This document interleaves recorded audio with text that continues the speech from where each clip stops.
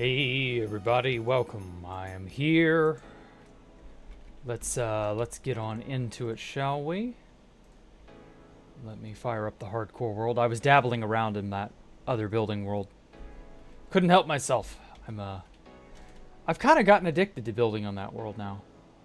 It's very strange how it's taken over me, I guess.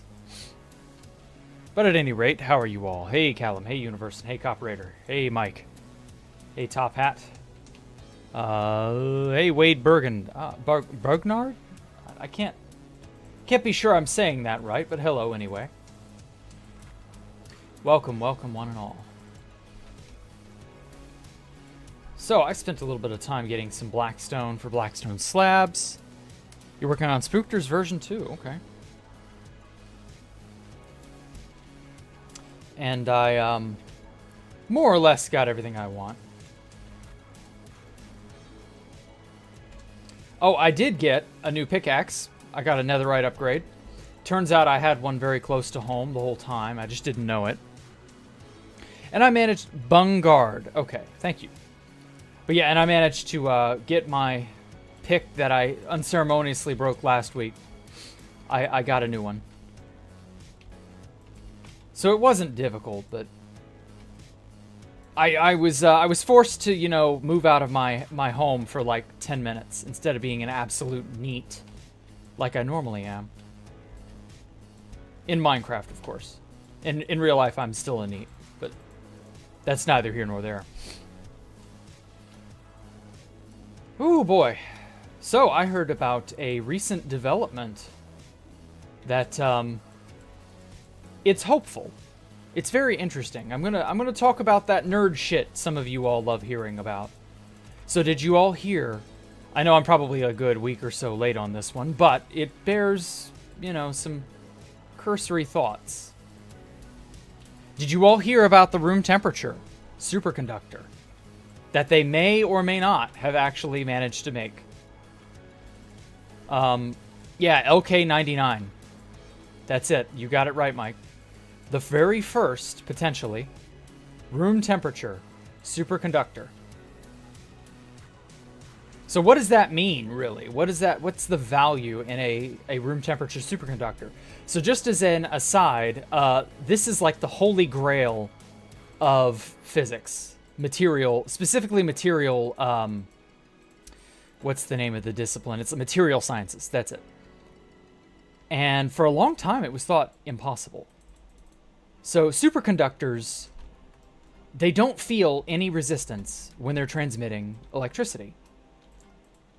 Which means that it's an enormous bonus to how various, you know, devices would work. It would overhaul the way we design our electronics. It would do a lot for us. It would change a lot of society, but maybe not like overnight. It would take a while. But it's definitely one of those things that's good food for thought. Okay. I don't think I can replace that topmost block there with cobblestone. I kind of want to remove this because this part doesn't need to exist anymore. This old scaffolding, you know. Engineering, unobtainium. That's not what unobtainium is. Unobtainium is something you literally cannot obtain. You can't make it. I think it'll make fusion possible or practical. Well, probably not.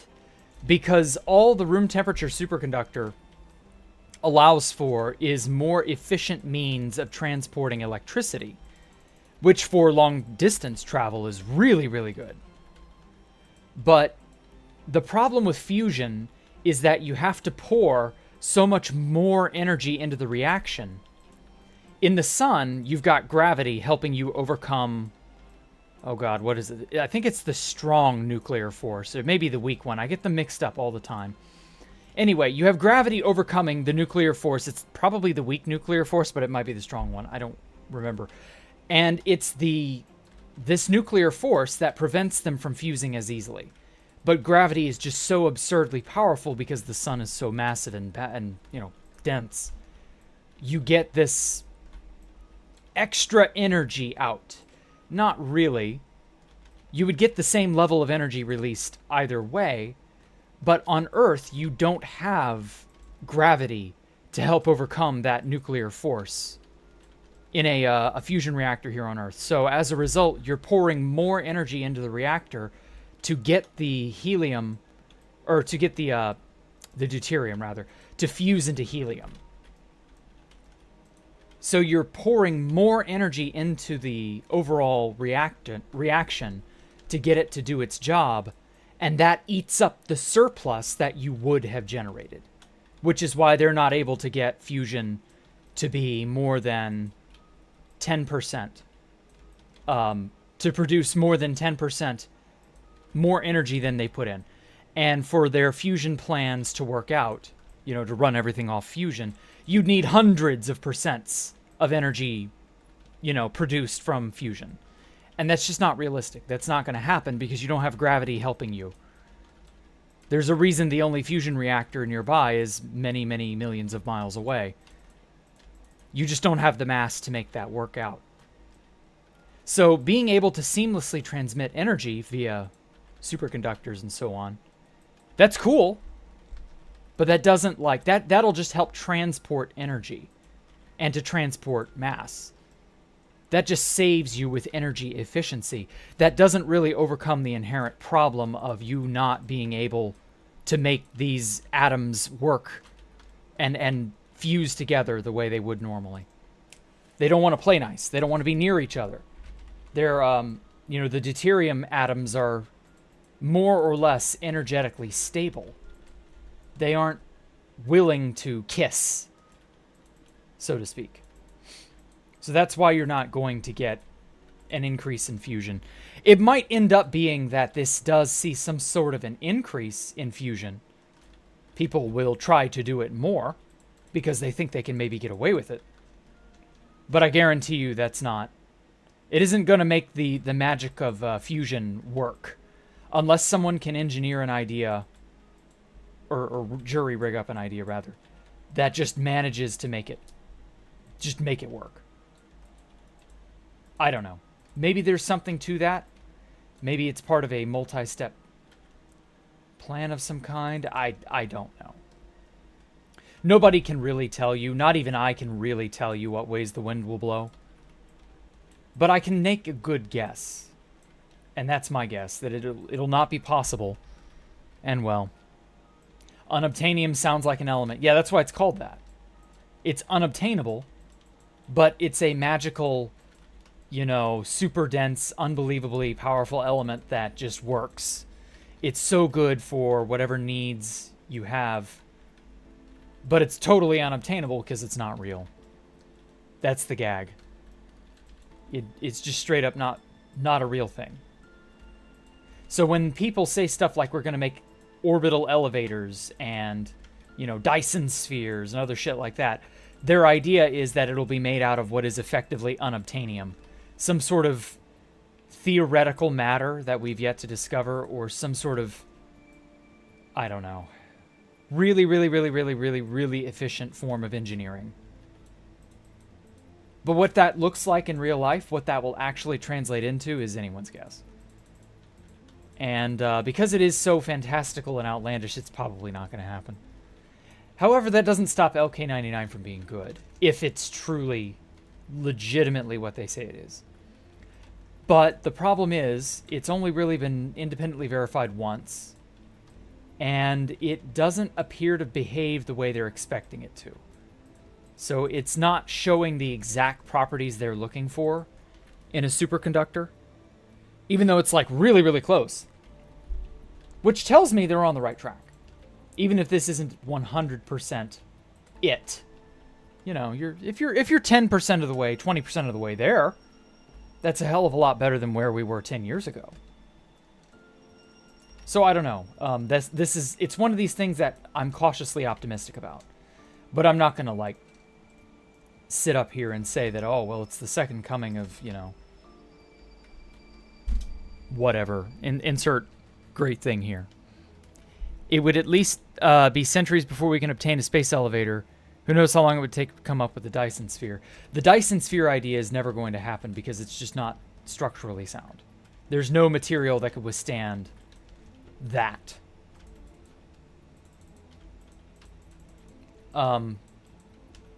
The orbital elevator, however, might be more doable than you think. I feel like that's a matter that material sciences will eventually conquer. And not in, hundreds of years. Probably in about 100. 100 to 200. I would be very surprised if we do not have an orbital elevator in 200 years. But who knows? We'll see. It may be one of those things where it's a matter of how you do it and not so much do we got the right thing to do it with. Because LK99, from what I've read on it, I haven't read too much on it yet. It's trying to find what it's supposedly made of. It has a hexagonal structure slightly modified from lead apatite by introducing small amounts of copper. Okay.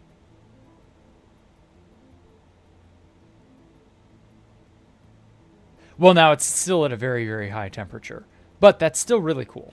Very high as in it's 260 degrees Fahrenheit, 127 Celsius.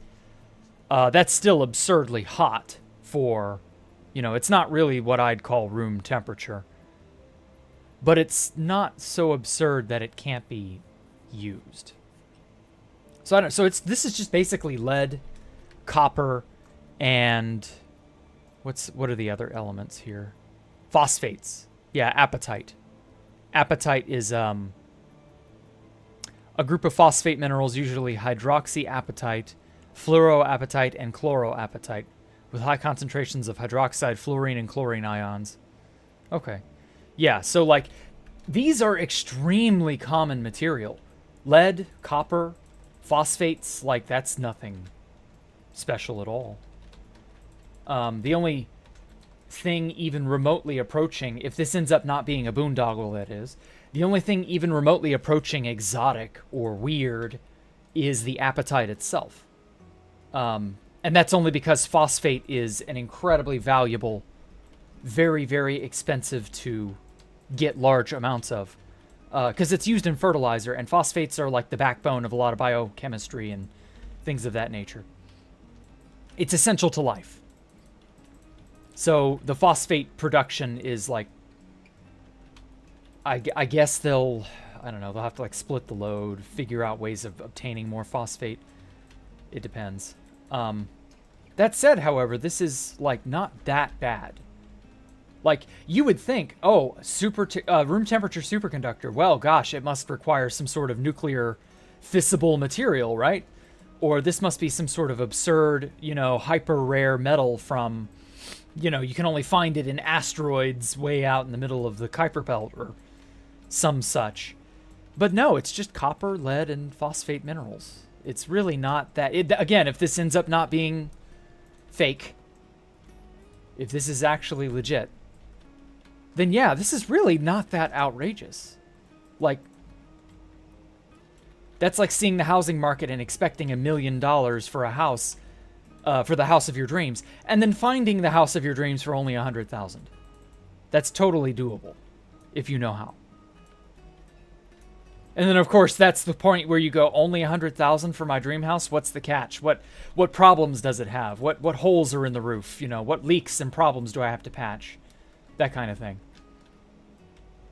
And yeah, that's kind of how it is. This is actually a remarkably, again, if it is legitimate, this is actually a really interesting, remarkably good find. This is one of the first really, truly good pieces of really good news in a long time. But that's, it always hinges on if this is legit, doesn't it? So I don't know. We'll see exactly how effective it is and how efficient it is, because 200-something Fahrenheit, 120 C, those are not temperatures you regularly operate in case you haven't noticed. That's like cooking temperature. It's low cooking temperature, but it's still, those are cooking temperatures. you're doing shit with that. You're not, hopefully, going to be using this in a car. I don't think your car would get up to that point. Reminds me, lol, haven't seen the backroom video in a long time. Is Kane working on that movie? Yes. I funny enough, 2-3 months ago, ended up getting a ping from Kane's server. It was an accidental ping. It was an everyone ping. And those are the worst. And so I was like, well, what's this about? Is this good? Maybe it's a video release or something. And it was actually a public sort of get-together that he was doing. He was composing music. And I sort of stuck around for a little bit of it. And then one of his mods popped in shortly after it began. And he was like, oh, no. Eventually the subject of the movie came up. And he was like, no, we're in sort of a no man's land because of the writer's strike. And I was like, oh, yeah, the writer's strike had just started at that time. I want to say that was back in May. Somewhere in there. Maybe early June. Oh, damn it. Never enough. And so he was like, yeah, that's not going anywhere right now. We're in gridlock or deadlock or whatever it is. And I was like, oh, shit. They're not going to get done with that this summer, are they? And here we are at the tail end of summer. So the answer to that was no. For a lot of people in public school, summer's already done. Or next to done. A lot of public schools start up like next week. And well, I feel for you. But ultimately, you know, what can you do? I don't think that's like torpedoed the project into oblivion or anything. I'm pretty sure it'll still happen. It just won't be... God, there's no telling. It could take till like next summer to get through all the processes. So Kane seems to be busying himself with his new series, The Oldest View, which I still have not been able to wrap my head around. I don't know what this thing's about. I genuinely don't get it either. It's not even that good. Like, it's fine. It's just not the Backrooms, you know? And that's the thing. I'm so used to the Backrooms. I see something that's not what I'm expecting, and I'm like, I'm looking at it side-eyed like, the fuck are you?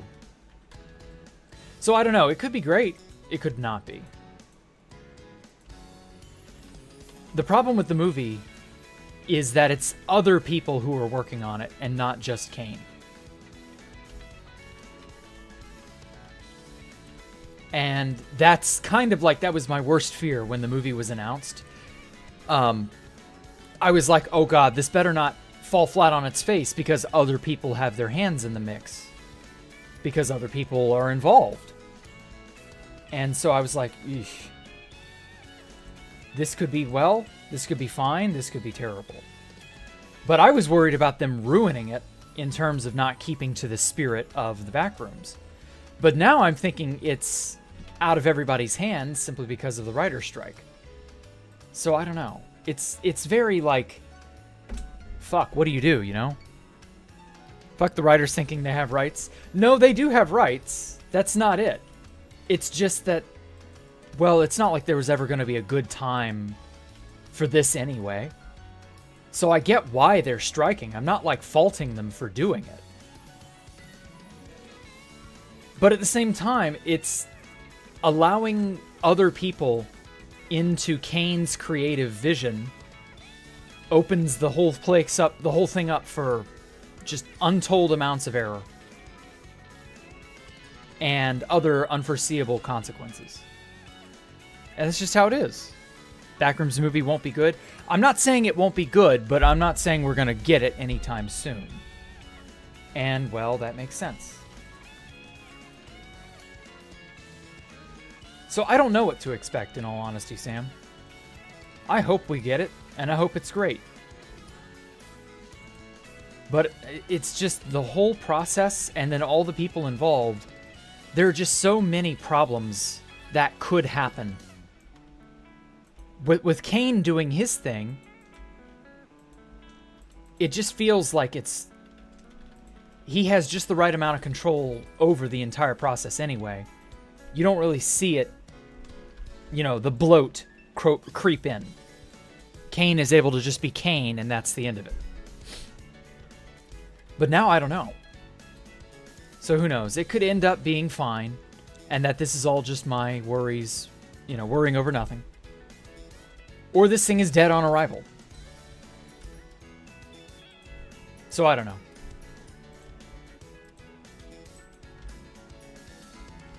I genuinely do not know.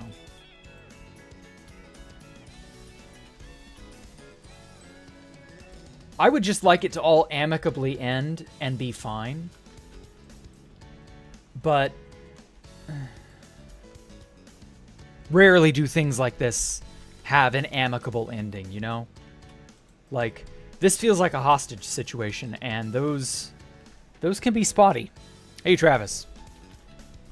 How are you this fine? It's probably not quite evening for you, but you know what I mean. It's evening for me. So I'll say it. How are you this fine evening? It's evening somewhere in the world. It's 5 o'clock somewhere, right? Anyway, yeah, Wade, like your fair share of fake and real stuff. Usually find yourself watching Mr. Nightmare for fun or chills. Oh, okay. Can't wait till Godzilla -1. Well, -1, not -1. But every time I see the minus symbol, I've been primed to read it as negative.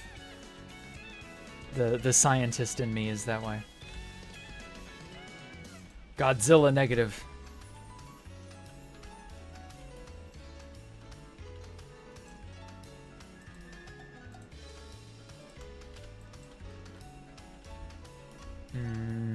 I need more slab. You're really tired, I understand.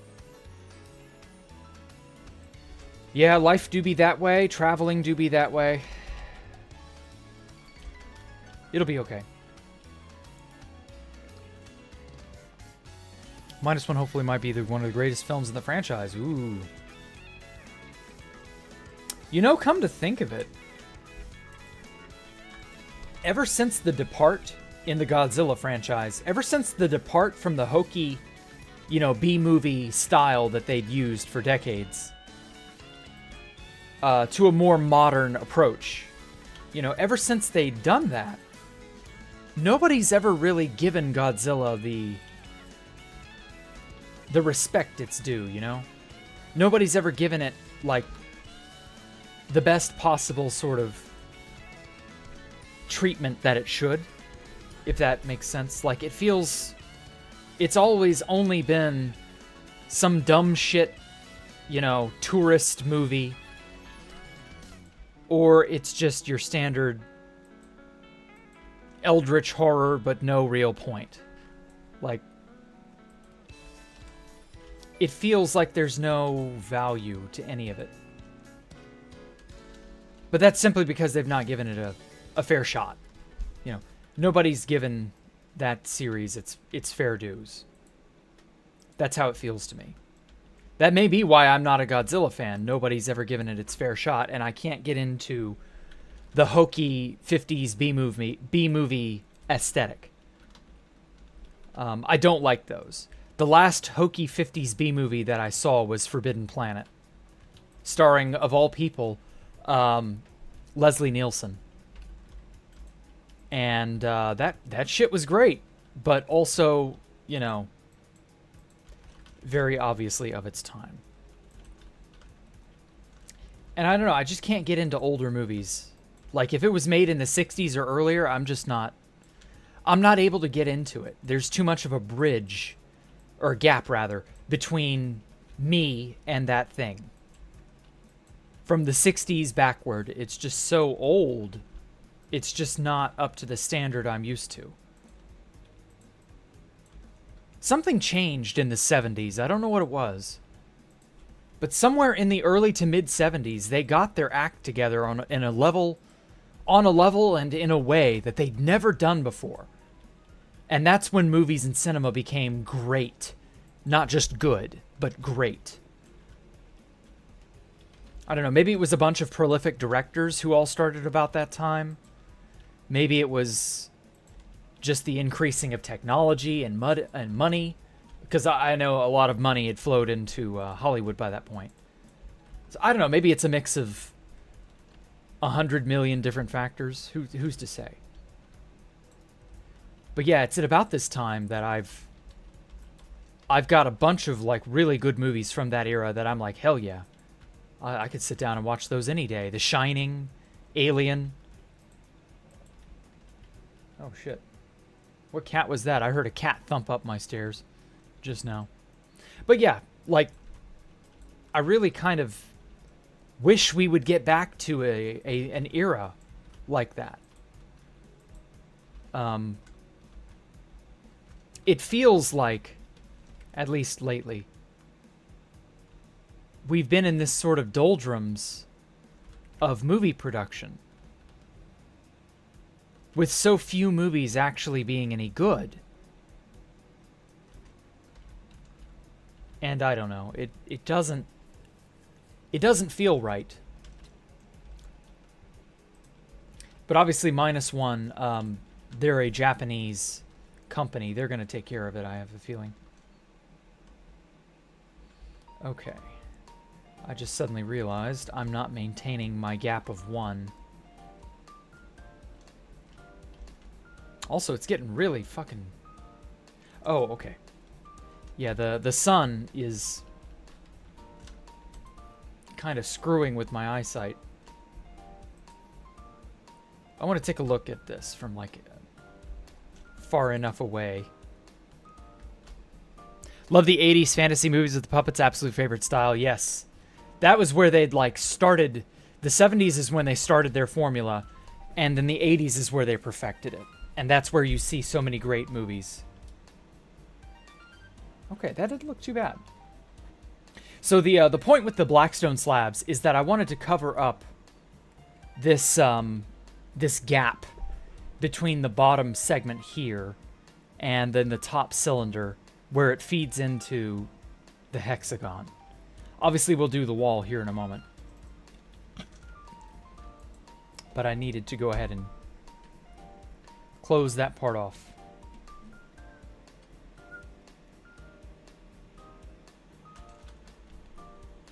And you know, I might also do this part like partially open instead of worrying about extending this all the way over. I might only do it like part way. Just because. Not for any reason, just because aesthetic.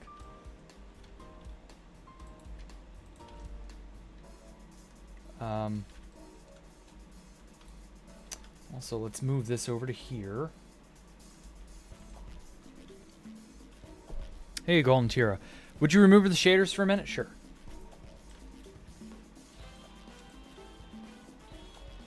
It looks a lot better without them in places.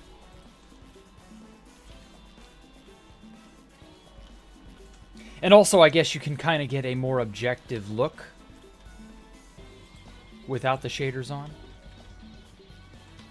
Okay, gap of 1, gap of 1, gap of 1, right here.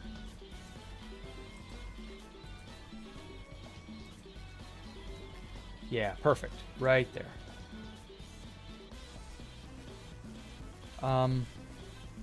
Actually, since this is a diagonal, this segment right here, it's 1, 2, 3, 4, 5, 6, 6. Is it 6? Yeah. So let's do these two. I'll turn these this direction.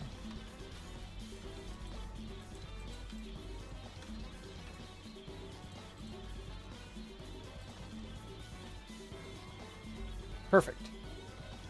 So that it sort of meets at a 45 degree angle. Yeah, it gives you the world feeling of being big like other hardcore YouTubers, but much better. Oh. Well, I do like the shaders after a time. Like, now that the sun is a little higher, you know, you can kind of see it better.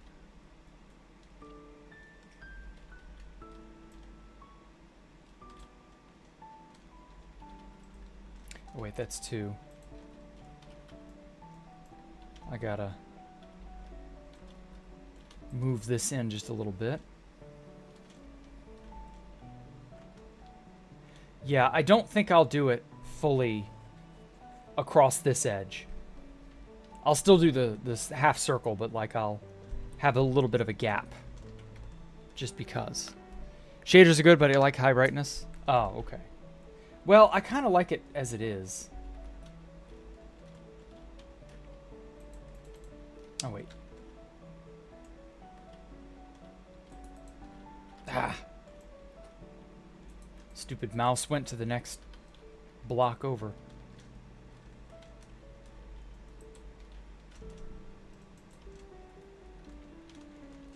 There we go.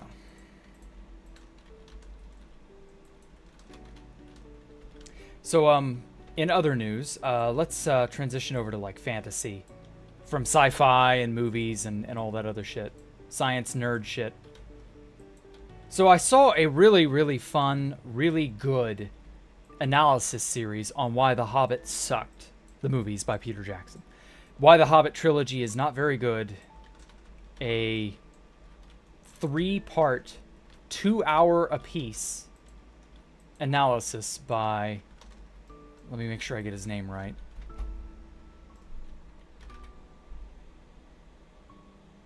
Oh god, what would it... why the Hobbit... No? No, that's a critical drinker, not who I thought. There we go. An unexpected analysis. Random Film Talk, that's who it was.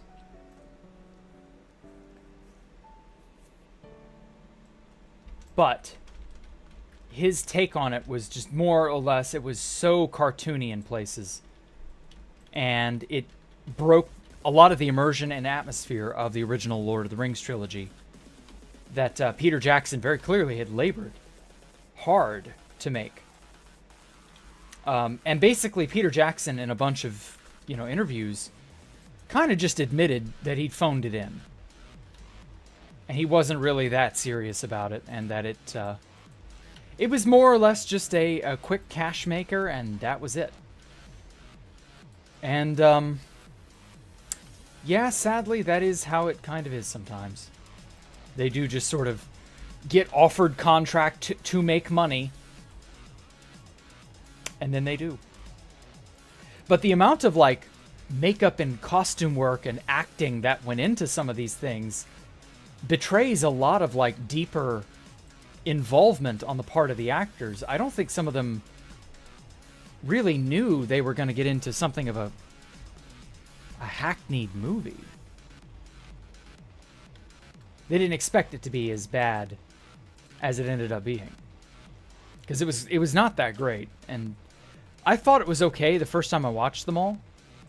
But on rewatch, yeah, there are glaring flaws with it. You okay, Ellie? She's sniffling. I think she's just...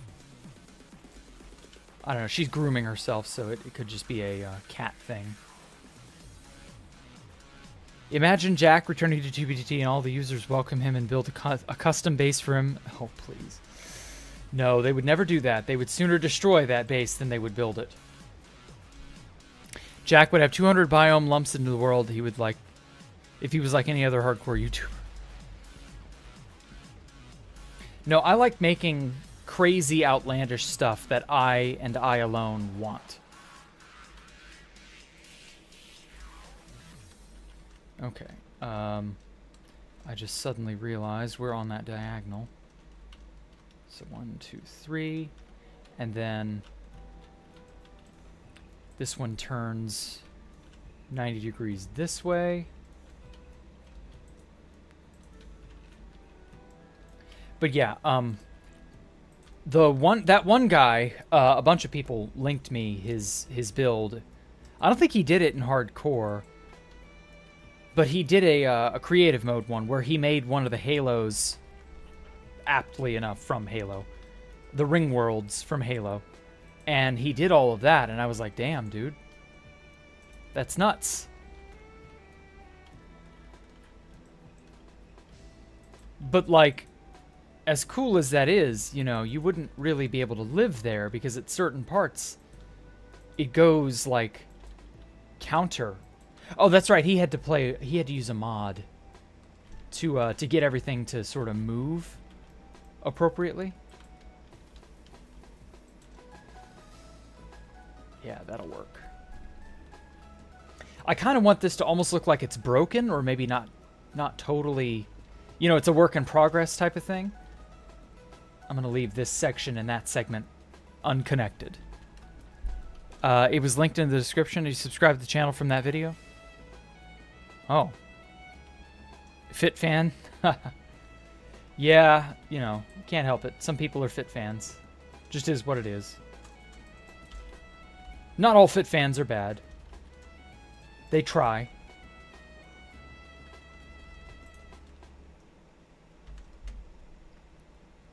Now then. Okay, so we got this back portion here. And then the side portions as well. So this is a giant hazard. It shouldn't be open like this. But I've been lazy as shit for the last 2 years. Can you believe this world is almost 2 years old? On my birthday next month, it will be 2 years old. Or no. No, that was the first one I tried that I ended up dying on. No, this would be... It would be a week from my birthday. Ow, fuck. A week from my birthday, so that's a month and a week from now. And in a month, I'll be 34. Holy shit. Time, where does it go? Feels like just yesterday I turned 33. What an unexpected and... Oh, wait. Oh, I'm doing it wrong. Yeah, the slabs are supposed to be upside slabs. Yeah. Like this. But yeah, this world will be two years old. In a month and a week. Okay, don't overshoot, don't overshoot, don't overshoot. Oh. But yeah. Isn't it fantastic? Show the world days. Yes, I'm 34 going. The world's days are probably still bad. Because of, what's it? The dimensional doors mess up. Oh, fuck. Where is it again? My eyes keep getting lost. Where is it? Where is it? Where is it? Day what? I'm looking, like, right at it. I know I am. I just cannot find it. Okay, local difficulty. Day 736. Okay, this is not right. I installed a mod a long time... Well, not that long ago, but, you know, decently long ago. I installed a mod called Dimensional Doors. And I was having a lot of fun with Dimensional Doors. Until one day, I inadvertently uninstalled it to change mods around. And I didn't mean to open this world while I didn't have it installed. So I inadvertently opened the world after having uninstalled it accidentally. Then I reinstalled it, and it somehow wiped the number of days I have. But it kept my playtime intact. So you can pretty well figure it out from the number of days, or from the number of hours I've actually played from my stats. So it's, I guess time with world open would be the most reliable way. I guess. Yeah. Yeah, it would have to be time with world open. Wait, did they screw up or change the stats screen?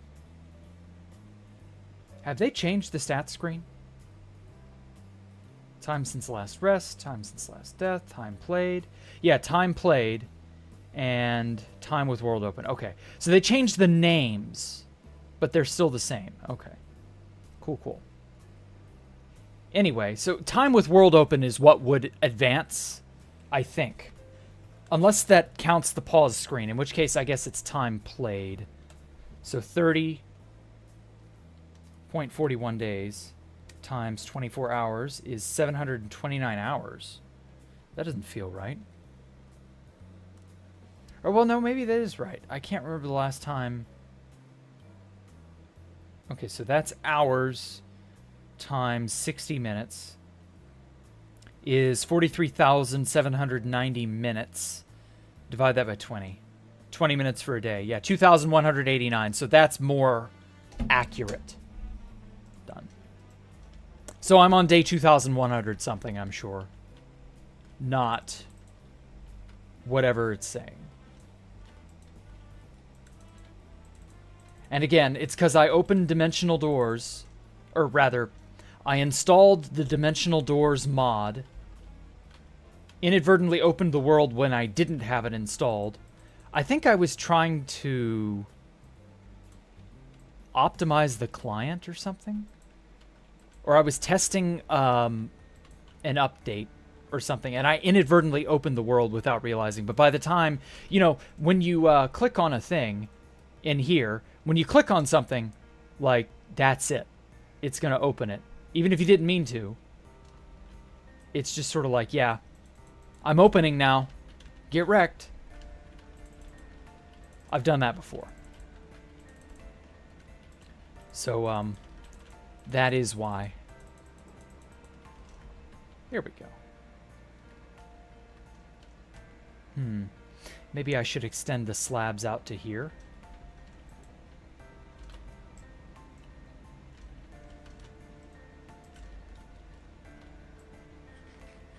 Oh, hey, Eddie No Chong. How are you? Accidentally lovers the day. Other hardcore player, can I reverse it? What? Lowers the day? Oh, you mean lower, yeah. Well, I'm not going to worry about it just because what's the point? Time played is more indicative of stuff because 1,000 days in hardcore Minecraft is not even slightly difficult to obtain.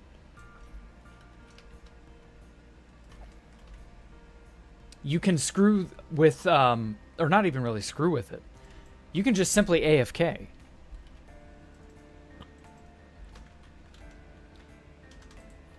Whereas I consider time played to actually be things that you've done. You've manually done things. You've built, you've mined, you've crafted, you've lived. You know what I mean? And AFKing is really, really, really cheap. You know, AFKing is like talk.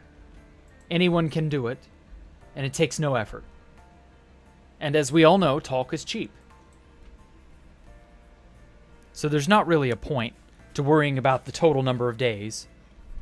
I like the blot palette, thank you. I intentionally chose as many gray and dark and white that are not like stark white blocks to sort of make it look as mechanical as I could get away with. Obviously, there aren't really any blocks in Minecraft that are overtly mechanical, but you get what I mean. And then I wanted a splash of color, so I chose red and orange. Thus the honeycomb and the red nether brick. Because those are blocks that I'd never really played with before. Damn, that's so pretty. Oh, it thinks there's light from the sun, from the morning sun in this particular corner. That's so weird. I'm going to get light inside my tower when it's totally enclosed, aren't I? When it's got a ceiling and this wall is covered. That's going to be strange. I destroyed the joke? Yes, I did. I always destroy the joke. If it's not a joke I make, I don't accept it. I'll destroy it. You know something nerdy I've been studying as of late? How many obscure entities or deities are there in the Star Wars extended lore? Random omnipotent spirits who lived on a moon or a flood ripoff? Yeah. Funny enough, Lord of the Rings, I just talked about, you know, The Hobbit. Lord of the Rings is riddled with those. Minor deities, minor, extremely absurdly powerful spirits, demons, dragons, etc. Yeah.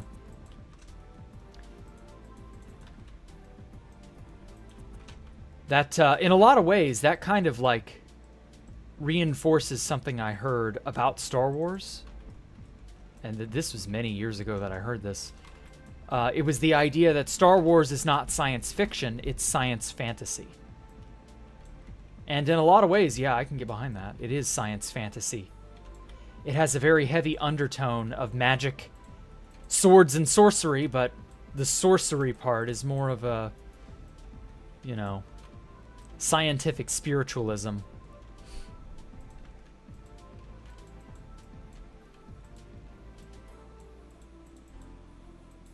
And yeah, I can see that, definitely. You're gonna sleep? Okay, take care, Travis. Enjoy. People call it science fantasy, which makes sense, right? Definitely true.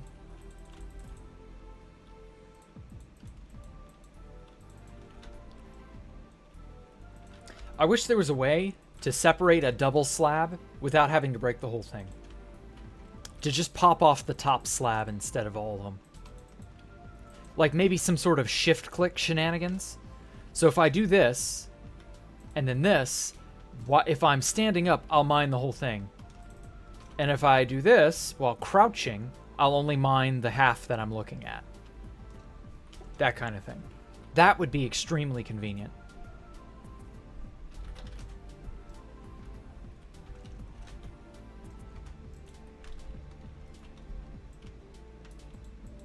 But sadly, I don't think Mojang is about convenience any longer. And I'm going to nip that in the bud before I get into another Mojang rant. Oh, fuck.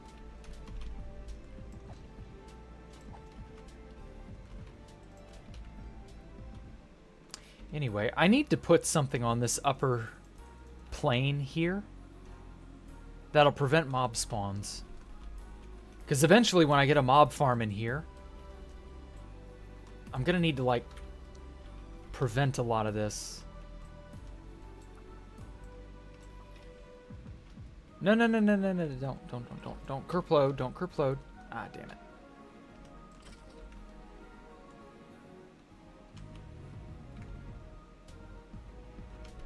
So yeah, that aside, I'm thinking of changing the material for my boots. Maybe to amethyst or maybe to quartz. I don't know. I think I still want to keep Tide.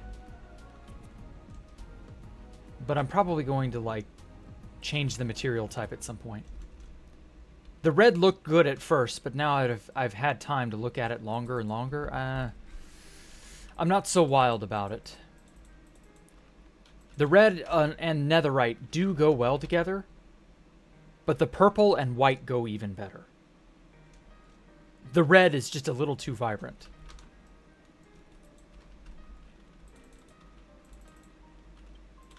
So I don't know. We'll see how I feel. Star Wars Extended Lore is a hell of a lot more interesting a topic. Oh, okay. Like the Star Wars vehicles? Yeah, their vehicle design and mecha design is so good. It's really a shame that more of that stuff isn't, like, featured. You can really only see those sorts of things in video games where you have the luxury of time. But in the movies, it's here and gone, you know? Which, you know, that's how it is. They're just movies. Favorite part of the series, it's prequels lightsaber duels? Yes. The lightsaber choreography, the music, and the robots were by far the coolest things about the prequels. I think that's predominantly why everybody hated the postquels. It wasn't just that it was insufferable feminist writing, though obviously that didn't help. It's that they were substanceless. They didn't have character like the prequels. Even though the prequels were also plagued by bad writing, they at least were memorable for their own thing. You know, they brought an element of Star Wars that we'd never seen to Star Wars.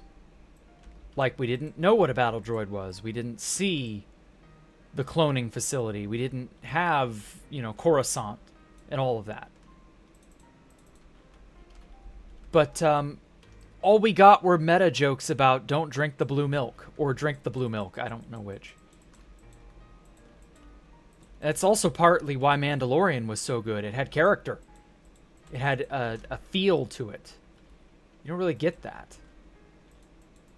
It's just more modern, gray, tasteless sludge. And everything is becoming modern, gray, tasteless sludge. At least that's the feel that I get, anyway. It's a shame. Absolute shame.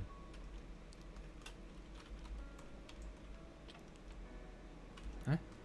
Oh, the slabs didn't fall down with me. Fuck. That's gonna careen right back down on my head, isn't it? Fuck. There.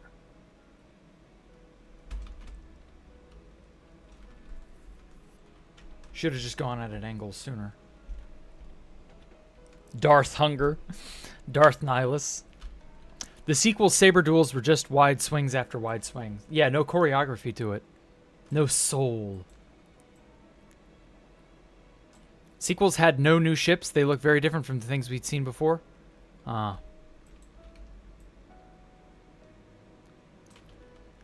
Well, I mean...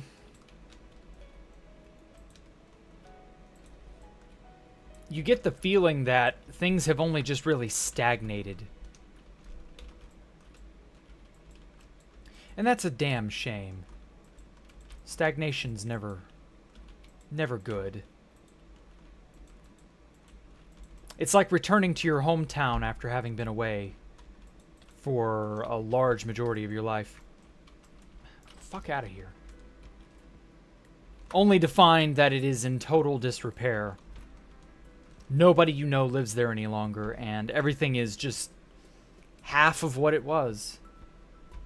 No potential, no anything. Hey, Michael Bradmaker, how are you? And it's just not fun to see things slide into decay slowly but surely.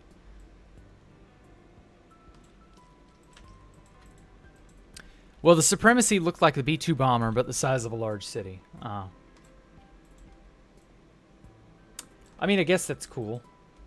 I don't really have much of an opinion on ships anyway. First Order Star Destroyer does look pretty cool, but he preferred the Clone Wars era one. Huh. Oh, you're free, Poncho. Good. Finally hit day 1000. Okay. So you're going to hand it over to me then. You're going to let me review it for the user world stuff on next Monday? If so, I commemorate you.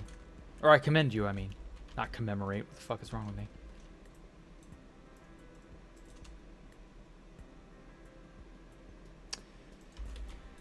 Okay. New Pearl set. Didn't I have something with Blackstone stairs in it already?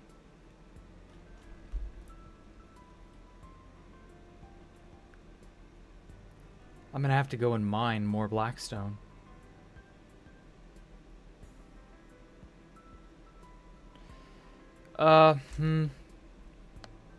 Maybe I'll save that for off camera. That tends to be a peaceful thing that I do. I don't know. How can I repurpose these stairs for the underside here?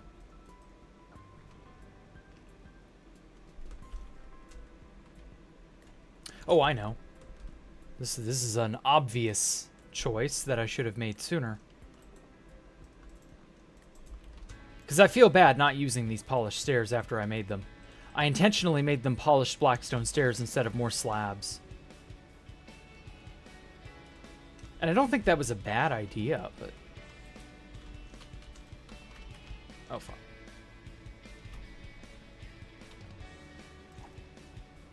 Nice try, baby.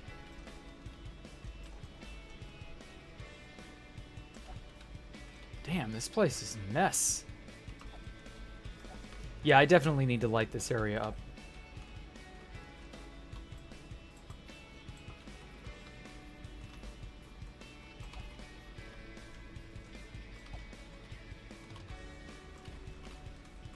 Also, I need gunpowder.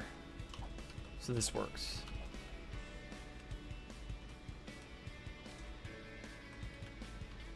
I'll no-scope you, bitch. Oh, fuck. He jumped over it. How could you?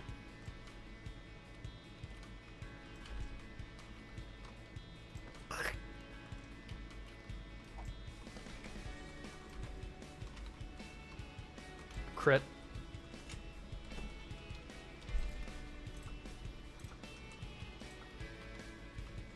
You're gonna burn to death. Well, maybe not immediately. Oh, well, that wasn't meant to kill you. Okay. Alright, Mr. Skeleton, do your job. I need a new disc. Or I need, what disc? What am I missing? I'm missing like one disc. Fuck, what was the disc? Fuck. Okay, we need to proc the skeleton.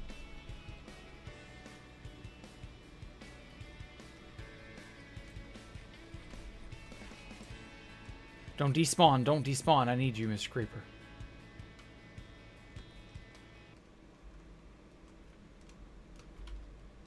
Ah, so you've played Creepy Skelly before. Perfect. Fuck, I have ward already. You're not useful to me any longer.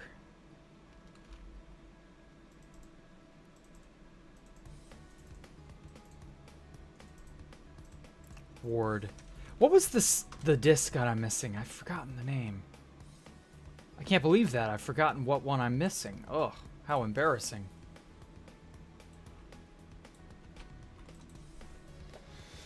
Oh. Legends Grievous is the type of villain I want to have in a story I make someday. Oh, okay. Like the droid control ships? Yes. Clone Wars Republic had a really nice aesthetic to it. Yeah, it did. Yeah, I've got ward. Okay. Let me quickly look and see.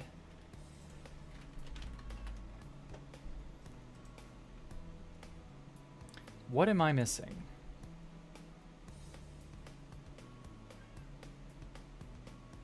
Okay, so I've got Relic, 5, Other Side, Pig Step,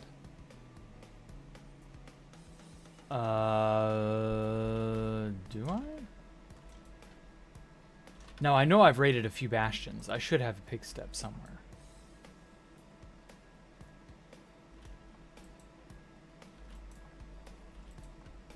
Hmm? Oh yeah, here are my templates. What the fuck? Do I seriously not have a...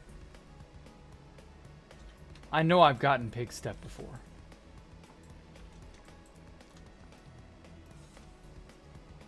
I'll put that here for right now. Am I just... No, that's Relic, yeah. Well, shit. Other Side, Ward, I may as well keep it. No, those are also Relic. How do I not have Pig Step? I know I've seen it. I know where. I know where to go get it. That's dumb of me. Fine, I'll go collect that real fast. That feels silly. Why did I not pick up a Pig Step when I had the chance? How have I not thought to do that before now?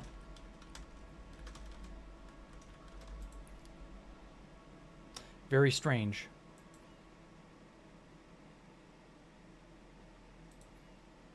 Good thing I've got a bastion right over here.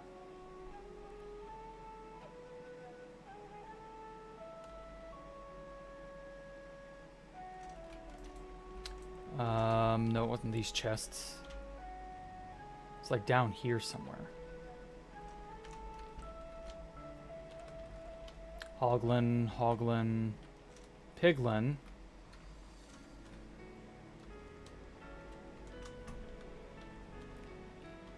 I don't... There it is. I do not see a brute. I think I shot them all.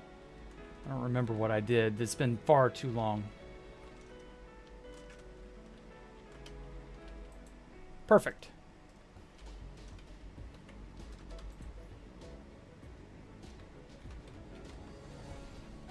Whack! Got him.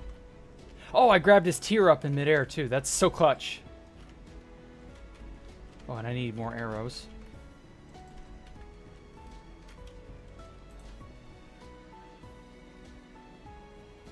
Okay, so that solves that problem real quick. That was silly of me. How had I not gotten that?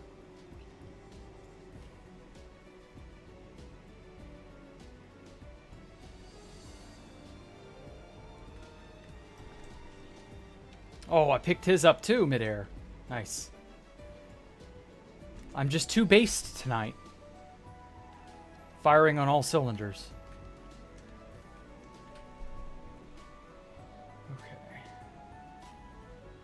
Malohi and weight can be gotten as buried treasure? Really? Did not know that. I'm looking at the chart on the Minecraft wiki. I mean, it's on the Minecraft wiki. It's got to be accurate, right?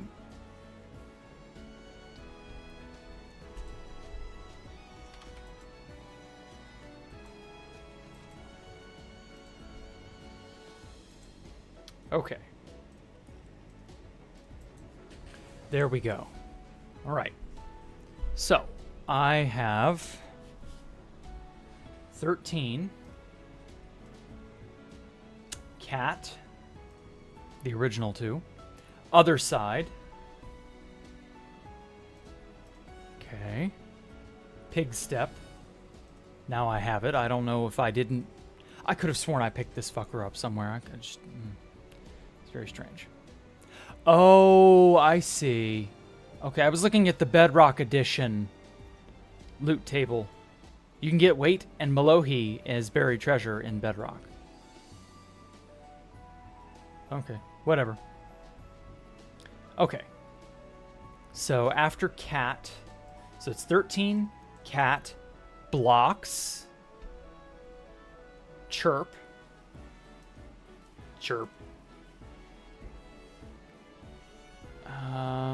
far,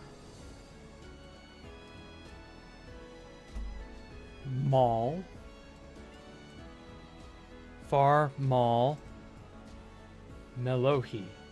I have that. Mall, Malohi. Stall. Yep, got that. Strad. Ward. Got that. 11. Got that. So is it no, it's weight. Weight, that's the one I'm missing. Okay, weight. And then other side.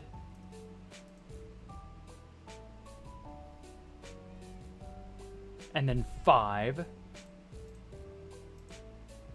Okay, we're gonna have to move this down here. Then pig step, then relic. Okay. So that explains it. So it's weight. That's what I'm missing. So to that end, let's put a placeholder item.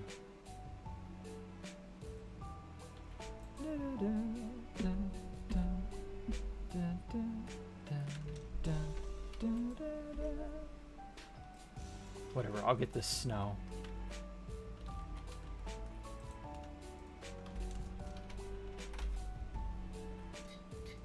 Okay. And unfortunately, that can only be obtained through Creeper Skeleton RNG anyway. But hey, I'm one disc off from having them all. I'll take it.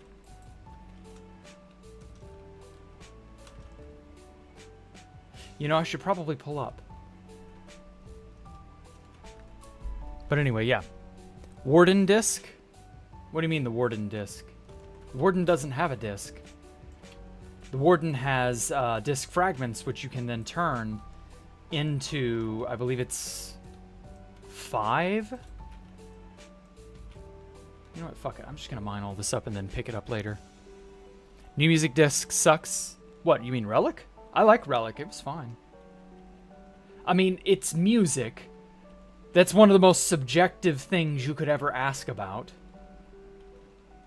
Honestly, they've been pretty good with music. I've never really known Mojang to fuck up implementing good songs for discs. They've been good at that. I'm not going to sit here and say every single thing is, you know, a home run, but like, a lot of this is really, really good. Obviously, we got a good old C418. But, like, all things considered, you know, it could be worse. I liked Relic. It wasn't bad. I wish they'd brought back Lena, what's her name? The one who did Other Side.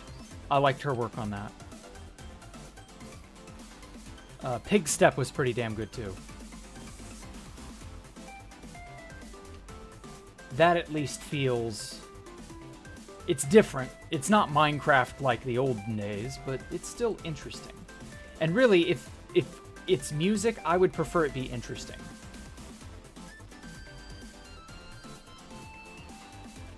Disc 13 is better than Pig Step. Isn't, like... that just the Ominous Sounds one, where the dude is mining through a I don't know, a tunnel or something? Come to think of it, isn't that also what happens in 5?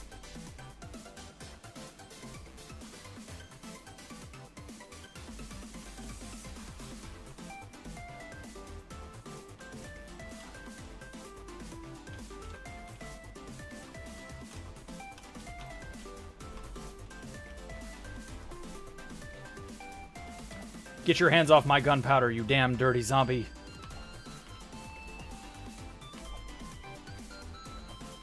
I need to keep one of those guys alive, but significantly softened up so he doesn't die. Or that he'll die to a skeleton, but not to me.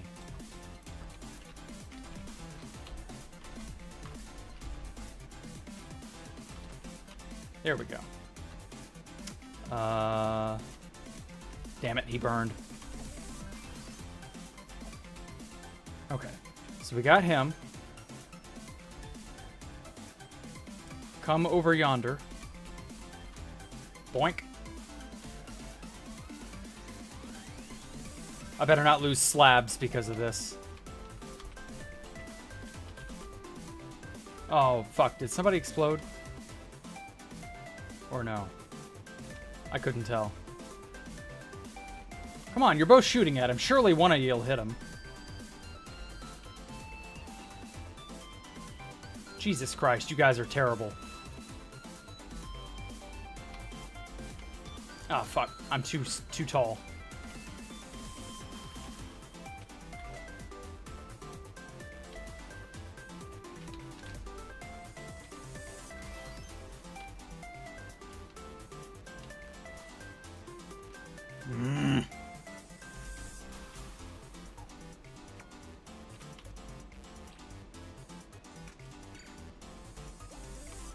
I want to get rid of this zombie. He's in the way. There we go. Now, is this the one I need? Maul. Fuck you, skeleton.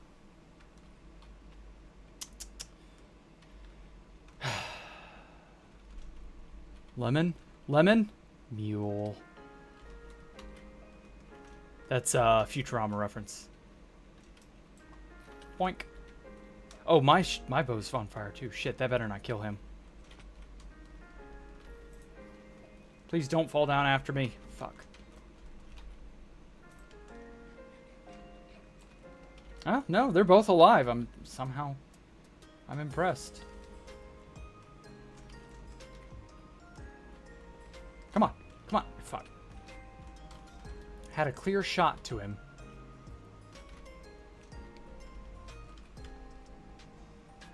Yeah, that's right. Fuck you, spider.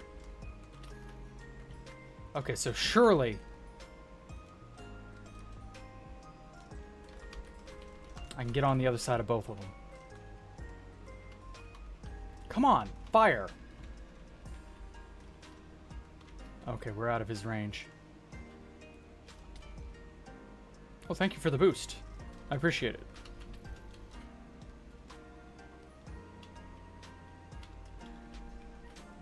Maybe I can get them to camp on top of each other. And he'll fire and hit the hitbox of the Cripper.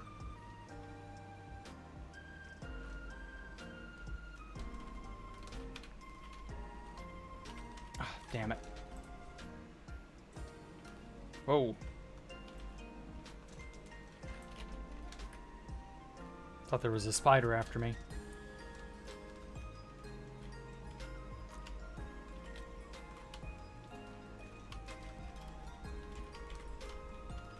Oh, come on. There we go. Oh, that's just far. Shit. Cannot seem to get the one that I want. Despite my best efforts. Getting mending is extremely hard now? How? Basically, if you want mending, you have to go to a swamp and trade with a swamp villager, and it doesn't seem like they're adding swamp villagers.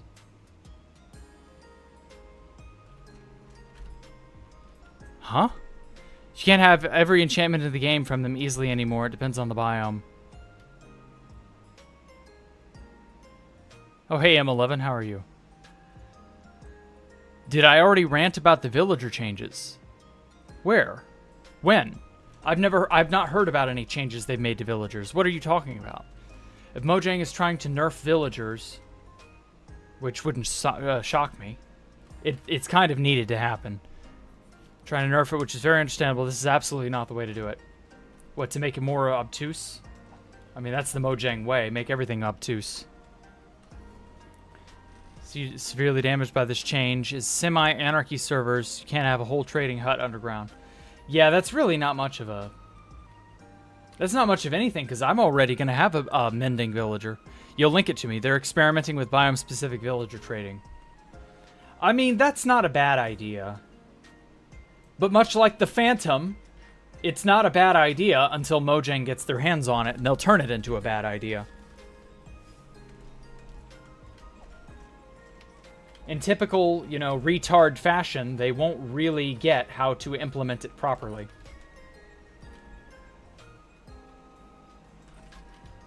They'll take what sounds like fine, you know, fine game mechanics on paper and find a way to screw it up. That is the Mojang way.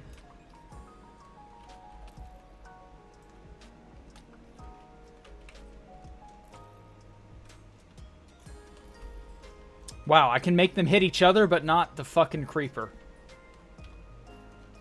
Come on. Man, you guys suck.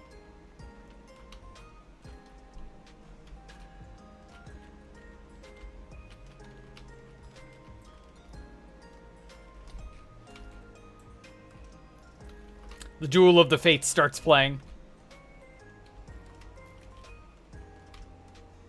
Oh, come on. Stop missing.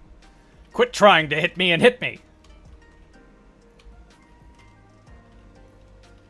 Oh, of course, they get mad at each other.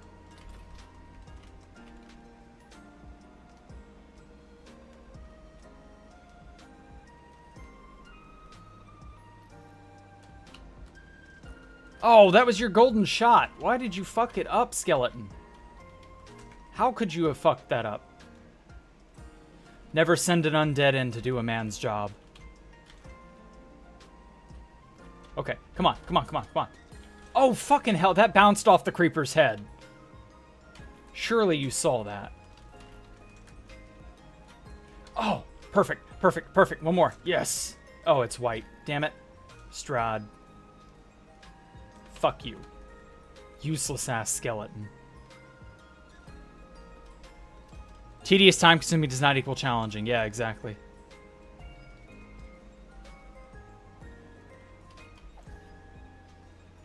In all honesty, I would rather they add new enchantments and have those be biome-specific in some manner. Whoops. Oh, fuck. Now I'm just missing. Okay, so he's got, like, power on his bow. Got him! Oh, it's Chirp. Fuck you.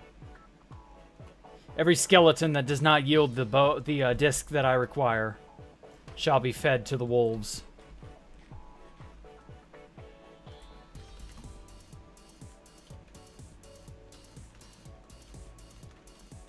Get out of my way.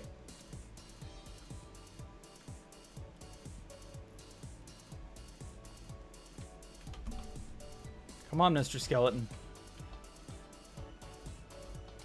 Ow.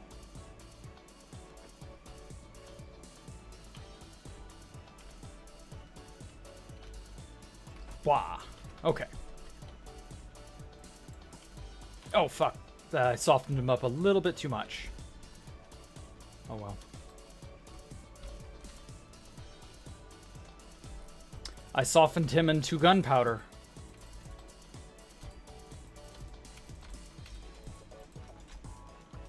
Ooh, this is a good beat.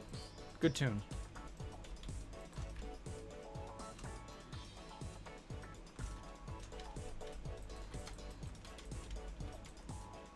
But anyway, yeah, I see that coming. Imagine Mushroom Island villagers. Deep Dark Villager, End Villager.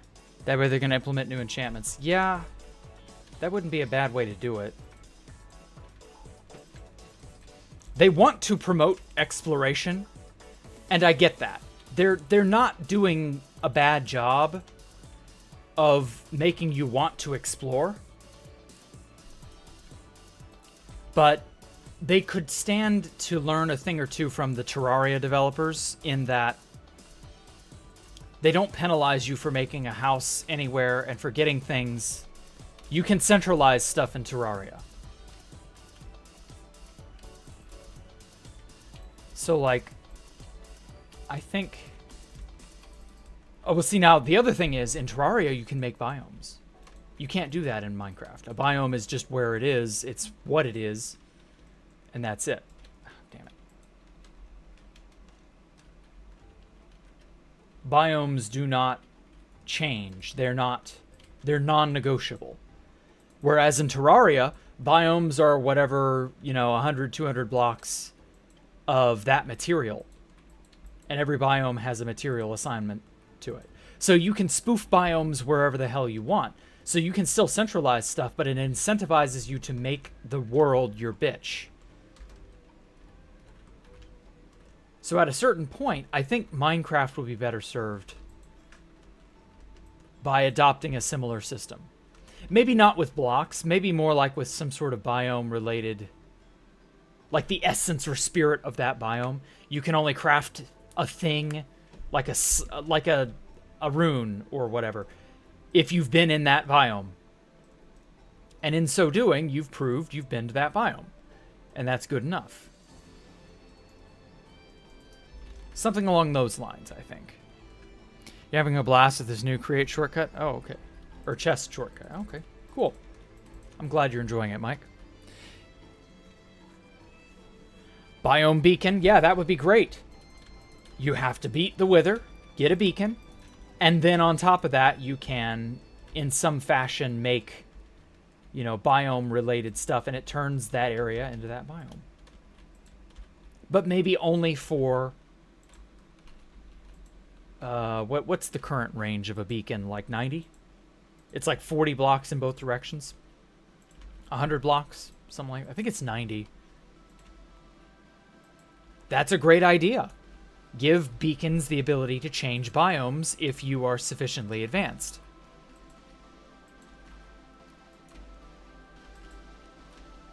That way you can have the overworld in the end or in the nether, and that's good enough. You still won't be able to set a bed in the end or in the nether, but that's fine. I could see that working out. They would have to, like, compromise on whatever game design principle it is they're adhering to. But I think they could make that be interesting enough.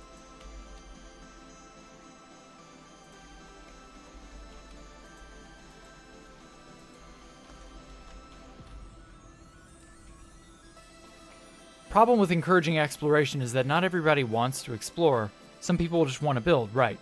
One thing to reward players for exploring is another thing to limit players. Yeah. Oh, damn, that would be an amazing addition. I would love to have jungle grass in the end. Exactly. So if you're going to make this biome-specific villager trading bullshit happen, you need a way to give us all of the stuff in one place. Limiting a player is, as Sam says, not a good thing. But Terraria gives you a workaround. You can create artificial biomes that are no different than the real thing that the world generated. So this means that if you want to rearrange your world in any way you see fit, that is an open possibility. If you want to do that in Minecraft, obviously beacons are significantly more expensive, but, That's a task. That's a thing you could set out to do, theoretically. You would place a beacon every 50 or so blocks, and it would convert to whatever biome you demand it, and go from there. People already grind absurd hours doing this or that. Why not give us the ability to implement a biome over a set amount of area? There you go. You can lock it behind whatever end game bullshit you wish, and also do the biome-specific trading, and also give you the ability to cycle it as you see fit. And to be able to even do this, you need to go to the biome, you know, explore, like they want you to, and go from there. And then they could even tie in the dumb bullshit archaeology in that you would find a glyph or a rune or some sort of magical whatever that could augment the beacon. And you find that through archaeology, and you find it in the biome. You know, trail ruins. Do they spawn in every biome? I don't think they spawn in every biome, but they spawn in most biomes. Well, there you go. Tie all the dumb bullshit together, and now suddenly you have a reason to do it all. I care now. Instead of, oh boy, archaeology. Wow, I can't wait to use this once and never again. That would actually breathe some life into these features. That would give me an incentive to want these things. Why not do it that way? Hey, Whiskey, what are they doing? No, they're flirting with the idea. They aren't doing it 100%, but they're flirting with the idea of making villager trades biome dependent. And that's fine, but it's a good idea, but much like the Phantom, it depends on how it's implemented. The Phantom was a great idea. I still argue that the Phantom was the best mob of 2017's mob vote that you could have voted for. But Mojang is a part of the equation. Mojang doesn't know what the fuck they're doing. They know how to make the game stable. They are technically very good, but creatively bankrupt. They do not know how to make it good stuff. You know, the last good update they made was 1.16 in 2020. Well, it's damn near 3.5 years since then. But I'm all right with biome-specific trading if, like Terraria, you can change biomes as you see fit. Because in Terraria, materials are assigned a biome value, and if you have enough of them in one area, you can terraform a biome into another one. That's a really cool feature. Give me that, but in Minecraft. Oh, shit.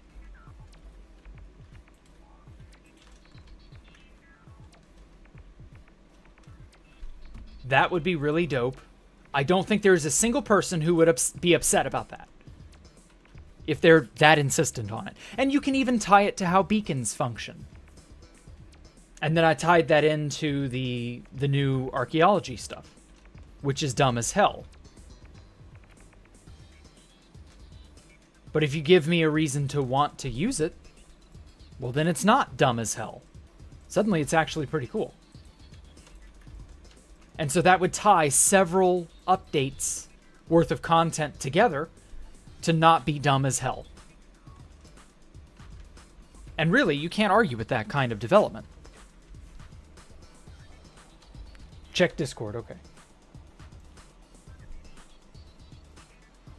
Oh, it's a Twitter. Disable top chat? I have. It's on live chat, dude. I just was not looking at chat, period. I don't always look at chat, guys. Sorry. The only thing the update would do is limit players, especially if you're doing a challenge where you literally cannot explore. Right. That's why I'm saying you allow us the ability to do stuff. Would the biome go away if the beacon is destroyed or stay there after it is altered? Holy shit, I just saw that lightning strike. It would be altered in that it would be within the range of a beacon. And then if the beacon is removed or destroyed, it would just revert back to what it was originally. Like, you could implement a system to overwrite a biome temporarily. That would not be difficult to do. Again, Mojang is technically gifted. They could figure out a way to make that work. They do the same thing with the Wandering Trader, make them dependent on the biome they're in. That'd be perfectly fine. If I can change the biome on a whim, hell yeah. Mojang wants to make you work for your dinner, and I get that. That's good. That's a good design idea. But they're very one-sided in their thinking, which is why they're creatively bankrupt. They're very one-sided in how they want things to work. You must have fun in Mojang prescribed ways, and in no other ways shall you have fun. Well, I'm sorry, that limits players. That's stifling. That's annoying. Nobody likes that. Freedom and choice are what people enjoy about Minecraft. So either don't limit trading to a biome, or make us be able to access biomes on the fly. And a beacon is a perfect way to do that. You've already got a system to implement potion effects. Why not make us able to, you know, do something over a set amount of area? Okay,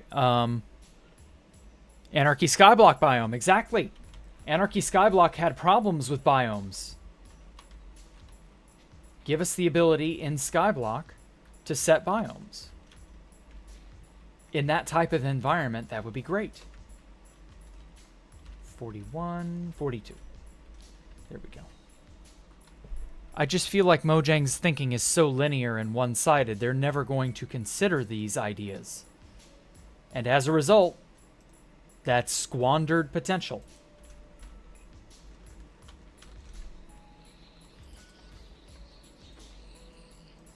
Shut up. Die. There we go. So I don't know. What if they do the same thing with Wandering Trader? Oh, I already read that. Whoops. Giving an update to beacons would show that Mojang actually gives a damn about older features, not just leaves them forever. Exactly. Mob headhunt to have the note block sounds. Yes. I should probably do that. Sniffer beacon. Sniffer. What would the sniffer have to do with beacons? How would the sniffer affect beacons? Thunderstorm's already over. Shit. Too late. I'll do that next time I'm thinking about it. The piglin head is going to be really difficult to get. Isn't that right, Mr. Olay? Huh. Oh, well. Now then, so... I need lots more blackstone. I need...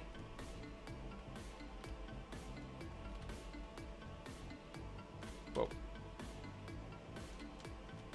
I don't know, like 4 more shulkers of blackstone should maybe do it. Need to cover that area. I put a row of blackstone there.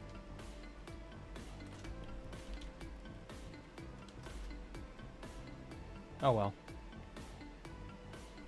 A few shulkers of blackstone should do it. Oh fuck, I forgot I had a bunch of polished blackstone. Well, it's not regular blackstone slabs, that's the problem. But this does finish up the edging around this part. So that does actually solve the problem that I had, which was how to...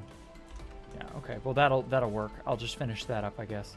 I forgot I had a bunch of smooth blackstone I intended to use. That was where I was thinking. I was like, I did have a box or two of that lying around somewhere. Well, they can always just put their heads in the sand and say, it's our design. We simply thought it was for the best. Yeah, exactly.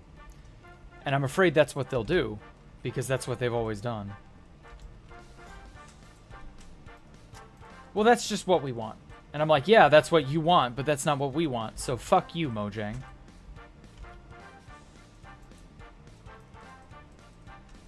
That's why they're creatively bankrupt. That's just what we thought.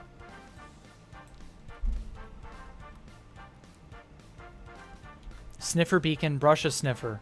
Name the LA Jacob. I don't think I'll be doing any of those things, Poncho.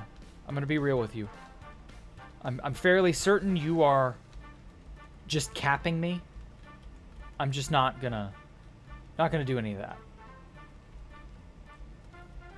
I've also not bothered to hatch the sniffer eggs. Mostly because I don't have an enclosure to keep them in. But also because they're dumb as hell and I don't want to have them. I don't want to have them roaming around doing nothing but looking ugly.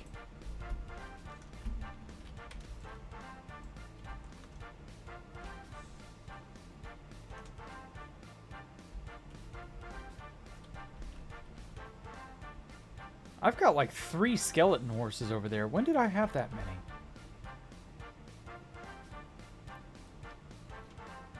Also, did I lose? I don't think I did.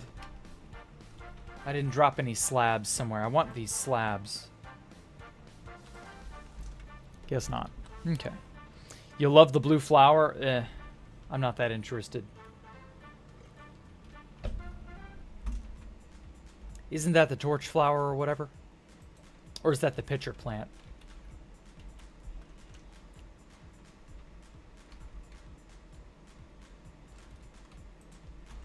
Either way, I'm not that impressed by them. The flowers have no value beyond simply looking nice. And that works for the 1.7 flowers because you can find them in large amounts for free. So you're not really pressured into that because the flower forests are like everywhere. And they're not, you know, a hard thing to get a hold of. But precisely because you can do that, having a ton of decorative flowers that are very easy to obtain, that's fine. But when you expect me to wait for hours and hours for the damn sniffer to fish up 1 or 2, sorry, that ain't it. That ain't it, Chief.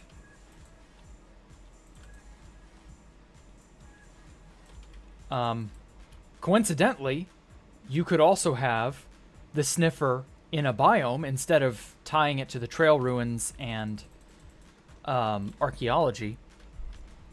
You could also have the sniffer occasionally brush up or fish up one of these runes. And then you can craft some sort of a biome mask. And the biome mask over a beacon will apply that biome over its area. And you go from there.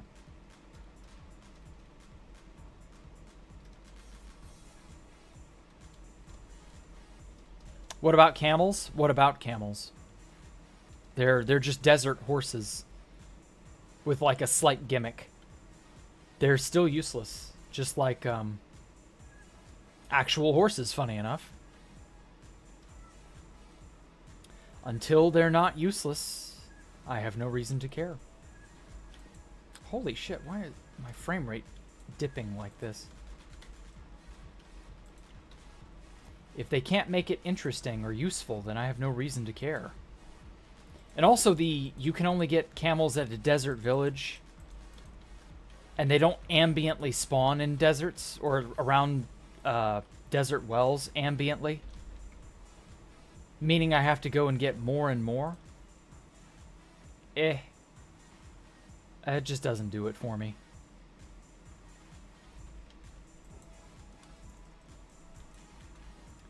Okay, so we got a bunch of terracotta.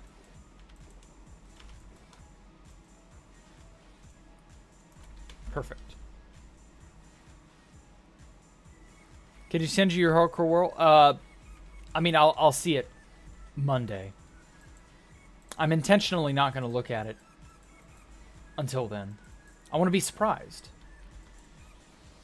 But, I mean, you can send it to me now if you feel like you're not going to do any more work on it. Or you can send it to me 5 minutes before the stream on Monday, whichever.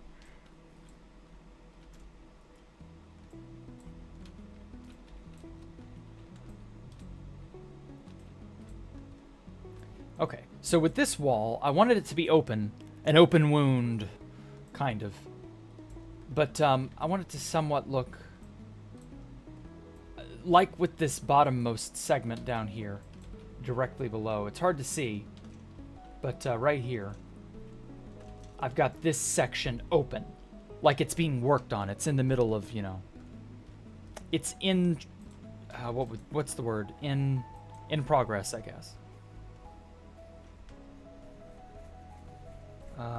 There's not really a good flat area to look at it from, so we'll just look at it like this.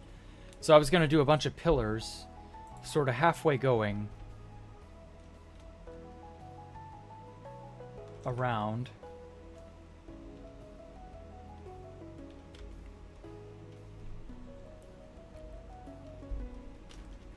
And then have them sort of stagger like this.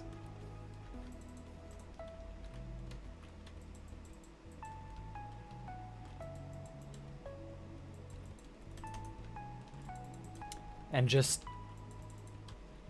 it'll be open, but not fully open. It'll be partially built. I guess is like, picture the Death Star from Return of the Jedi, you know, more or less operational, but like there are bits of it that are not fully fabricated the way you would expect it to be.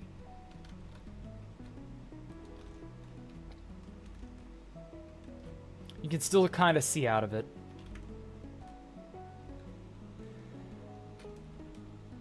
And then I'll have it sort of stagger up as it goes up. So like this pillar might end at only 3 blocks tall, and then this one will be a little bit taller, and this one progressively they'll just get taller and taller. So probably like 3 blocks tall, or 3 blocks difference rather, between each size. Mojang tells the public they know best. Yeah, then remember 1.10, right. Mojang and 1.10. Ugh.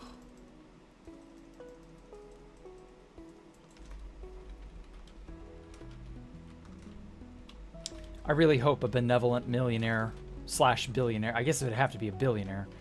I really hope a benevolent billionaire buys Mojang or buys Minecraft out from under Microsoft one day.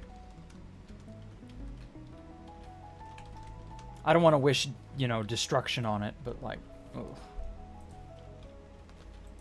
It ain't looking good. Ah.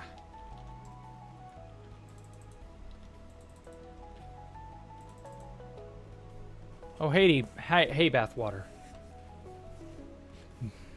Elon Musk. I think if Elon tried to buy that, he would immediately get the price raised to many times Minecraft's actual value. Because, see, that's what they did to Elon when he bought Twitter. He was sold a false bill of goods, and it was not worth the 40-something billion that he ended up paying for.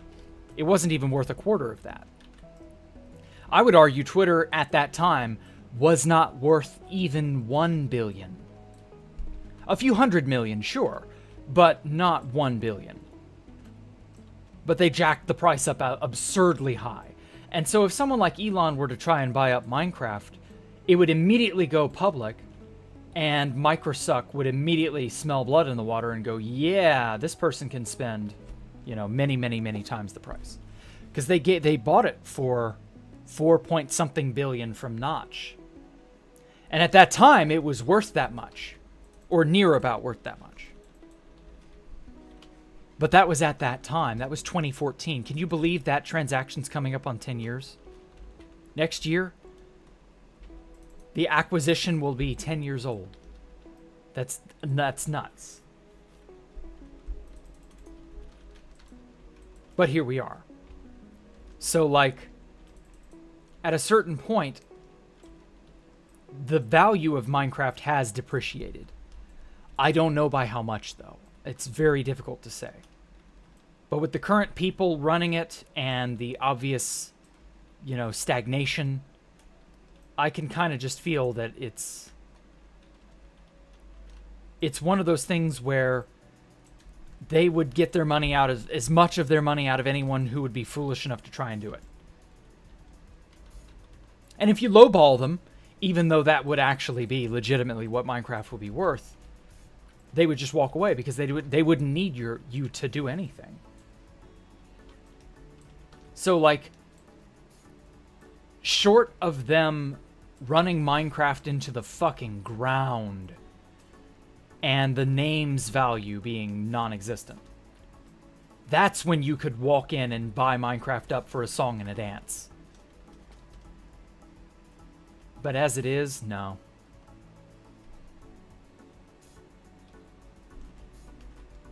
As it stands, they would wring you. They would take you for all you're worth. They would wring you out like a wash rag, monetarily speaking.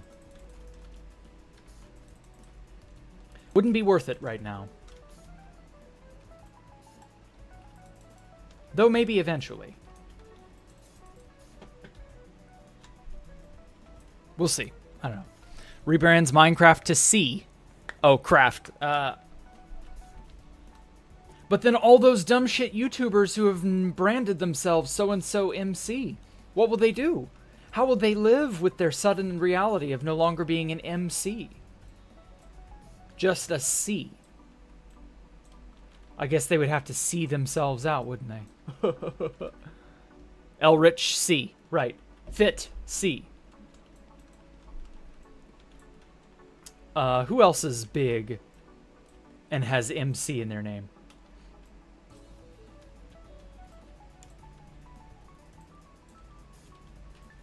I don't know of any other big Minecrafters. I don't fucking keep up with that sphere any longer. I haven't watched a big Minecrafter do anything big in a while. I haven't watched a Fit video in over 6 months. Not since the Midnight Council. Jacktherippa C, fuck off, Poncho. C stands for Cope. Dar, thank you. Andrew, yeah, Andrew C12. That's a good way. Good way to put it. But no, in all seriousness, like, yeah, it would suck.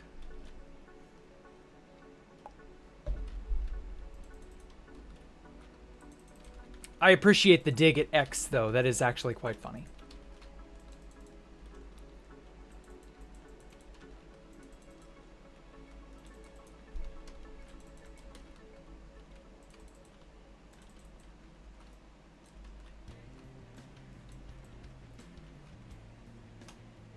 Fuck.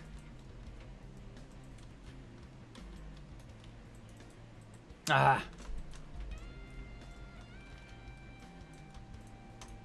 There we go.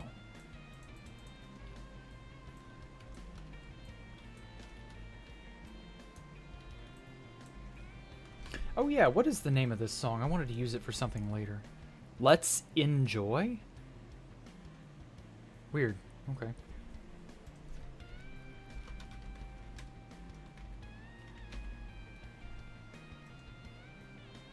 Oh, fuck. They privated it. Oh, I'm shocked.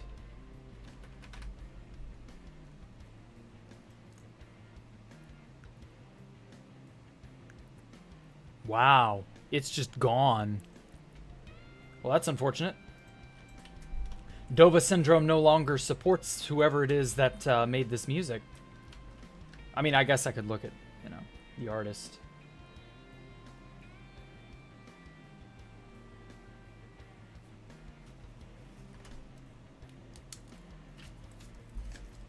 I'm gonna write this down.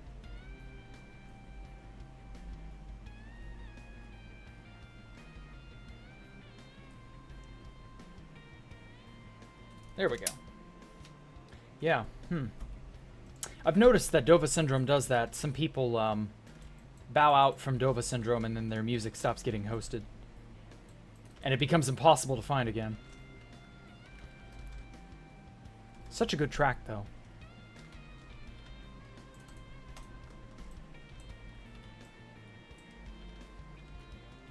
Can't say the Camping Rusher because why? Just the name Minecraft is hella valuable. You could just slap the Minecraft logo on anything and a kid will buy it up. Yeah. More or less. I think the rebranding it to just C for craft, that would be both equal parts hilarious and it's a nice fun dig at Elon, but also it would be very stupid because you'd be ruining, you know, the brand value of Minecraft, which is very high. But, yeah. I just want a group of people who are both creative and technically inclined who will make Minecraft really, really fun and amazing. Even more than it already is.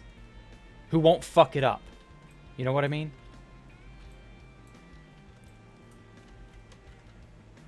But sadly, I don't think there's any way for such a person to get a hold, or get such people to get a foothold in at a place like Mojang. I have a nasty feeling in like 10 to 15 years, we'll get like a tell-all book of some kind. Some sort of like, yeah, this is what was going on behind the scenes at Mojang with all the Microsoft stuff.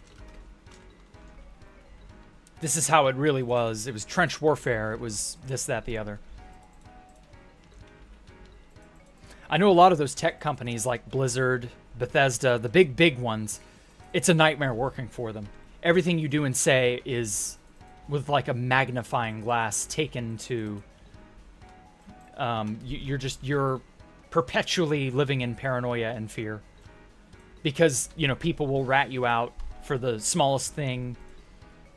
They'll, you know, there's nothing you can do. You'll never be good. They're looking to punish you for any old thing.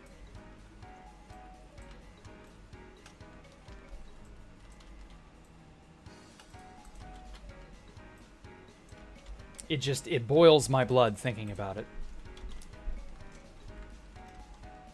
I've had work environments like that.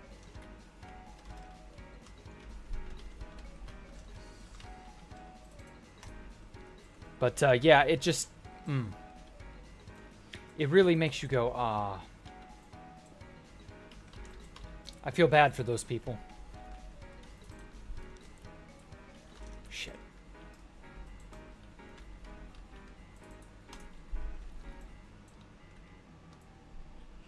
Fortnite? Jack's MP3 playlist. Yeah, if you don't have what I have, I feel bad for you.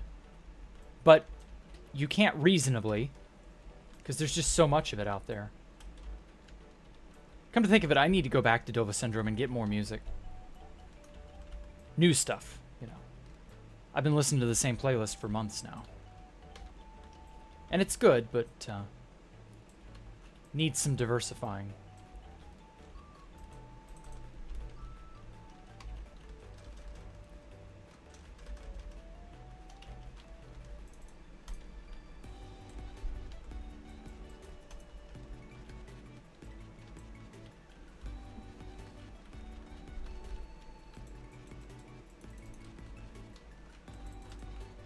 Now then, Mojang may be utterly dog water, but at least they're better than EA or Activision. Yeah, I guess. For now. TCR is a Fortnite YouTuber. Oh, the Camping Rusher's a Fortniter. Okay. Well, that's whatever. I don't really care. I understand, though, that you can't really stick with any one game forever and ever and ever. You do really kind of have to do something else. And that's understandable. That's life. Can't put all your eggs in one basket. You can, but I don't recommend it. I've already kind of done that myself, come to think of it. Has been for years. Ah. See, now that I didn't know. I don't know when he made that jump. I never actually, like, paid any attention to the Camping Rusher. Even when he was active on 2B2T, I never watched or did anything related to him. I was just like, get the fuck off my lawn that one time. And that was it. Never saw again. Never heard from him again. When he quit 2B2T, that was the end of it.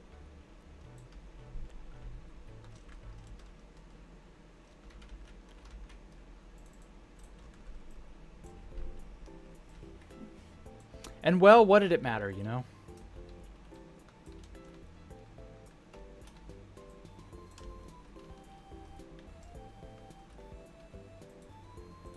It's not like the Camping Rusher really truly stayed relevant.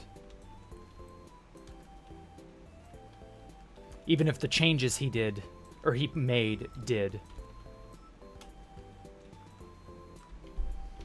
And obviously we'll only ever think of him as that guy. Shit. Fell.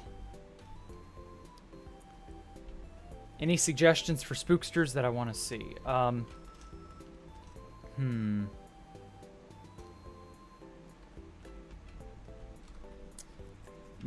Nothing comes off off the top of my head, nothing comes to mind.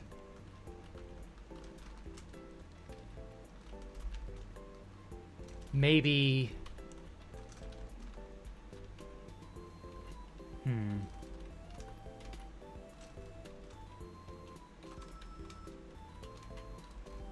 Maybe have it feature... Oh, fuck, I overshot. Feature something from, like, the Nether. I don't know. I don't know, Sam. Surprise me. Or Coperator, excuse me. Or yeah, wasn't it Sam making Spooksters? Or no, it was Coperator. Fuck. I don't know. Yeah, surprise me, man.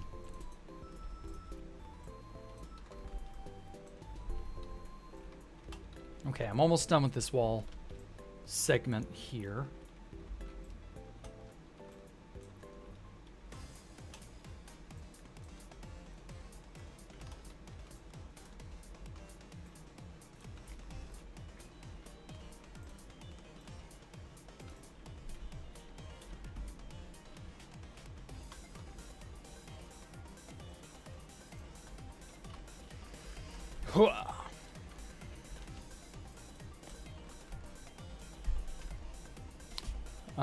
I can confirm without a shadow of doubt that I have no idea what Spooksters is. Yeah. Okay, I mixed you up with someone else. Don't worry about it. I don't know why. Hardcore Tower merch. Ooh, that would be cool. But I don't know how I would go about starting up a project like that.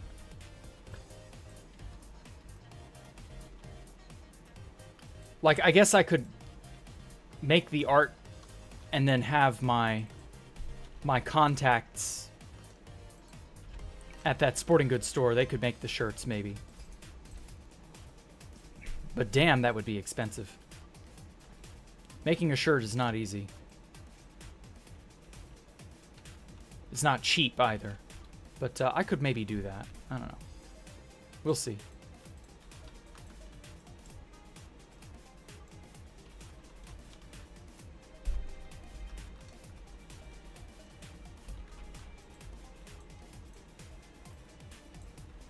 I mean, hopefully by the end, when I'm really truly done with this tower, it will be worthy of putting on a shirt. That's really my biggest hope, is that this will reach that level someday. But who knows? I'm under no delusion that it's good enough yet. We'll get it there, though. Don't worry.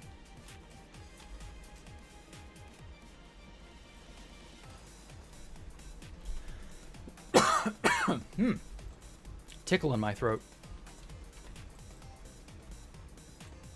Ah, shit.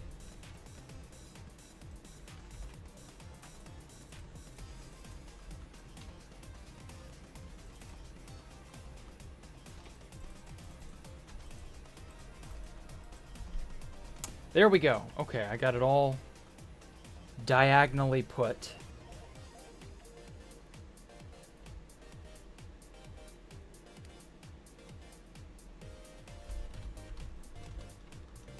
Ooh, I like that. That's a really cool effect. Thank you for the idea again, Universon.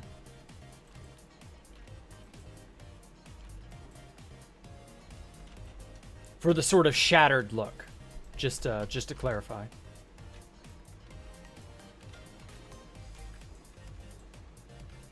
Okay. Well, I'm gonna go and do some mining in the Nether for Blackstone, and I don't think you guys want to see any more mining. I've taken y'all mining many a time. It's no less boring, sadly. The amount of hardcore YouTubers you've seen that you get to carry totems into dicey situations. Some of them are of the opinion that using a totem is something of like soft cheating, and they don't want to, and I get that. Some of them have very little patience for totem farming and usage. And again, I get that. Some of them are just retarded. And again, I get that. That's just the way they are now. Okay, yeah, that's going to look really cool. Maybe make another plunging sort of assortment of columns on this left side here to match this one, and then have a sort of back set wall. It's not like perfectly aligned up in here and up and down here. It's sort of like a wall in progress of being built. That kind of thing. I don't know. Gives me that impression. Because, see, like, the idea I was going for is... What is this? I don't know. Let me remove this.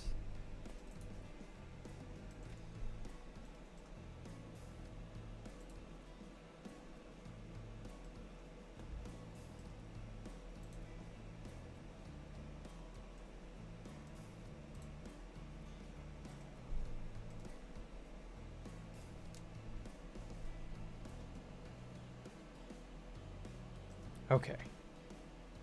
So, Universon showed me this a while ago. Not that long ago, but you know.